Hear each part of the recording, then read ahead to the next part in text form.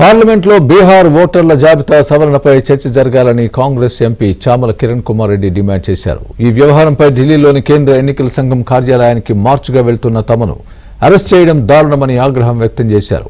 200కు పైగా విపక్ష ఎంపీలు ఆందోళన చేస్తూ ఉంటే బీజేపీ బిల్లులు పాస్ చేసుకోవాలని చూస్తోందని విమర్శించారు.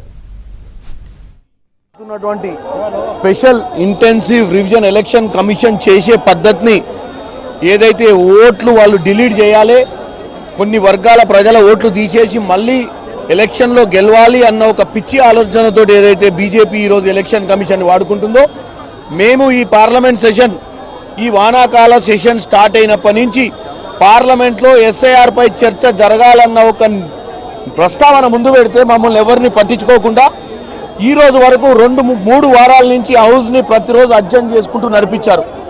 ఈరోజు రాహుల్ గాంధీ గారు, ఇండియా కూటమికి సంబంధించిన నాయకులందరం కూడా ఎలక్షన్ కమిషన్ ఆఫ్ ఇండియాకు మార్చిగా ముందుకు, పార్లమెంట్ అడ్జర్న్ అయిన తర్వాత మార్చిగా ముందుకు పోదలుచుకుంటే మమ్మల్ని అందరినీ అరెస్ట్ చేసి ఈరోజు పార్లమెంట్ పోలీస్ స్టేషన్లో పెట్టడం జరిగింది. అక్కడ బిల్లులు పాస్ చేసుకునే ప్రయత్నం చేస్తున్నారు. ఇది ప్రజాస్వామ్యంలో దౌర్జన్యం. ఏమాత్రం పట్టించుకోకుండా హౌస్ కూడా నడుపుకునే ప్రయత్నం చేస్తున్నారు.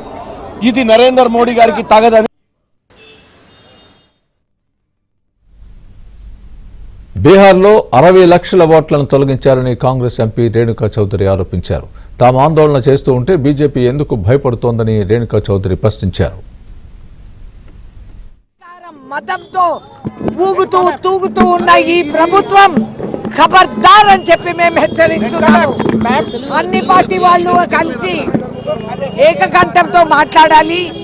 ఒక మెమరాండం మేము ఇవ్వాలంటే వీళ్ళు భయపడి పిరికి వాళ్ళు, ఇంతమంది పోలీసులు, అంతమంది అధికార బలంతో మమ్మల్ని అందరినీ తీసుకొచ్చి పోలీస్ స్టేషన్లో మేము మాట్లాడతాం. మెమరాండం ఇస్తామంటే ఇంత భయపడిన వాళ్ళు వీళ్ళు దేశాన్ని ఏం బాగు చేస్తారు?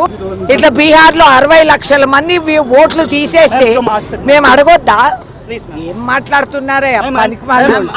పట్టుకుపోయారు కాబట్టి ఇప్పుడు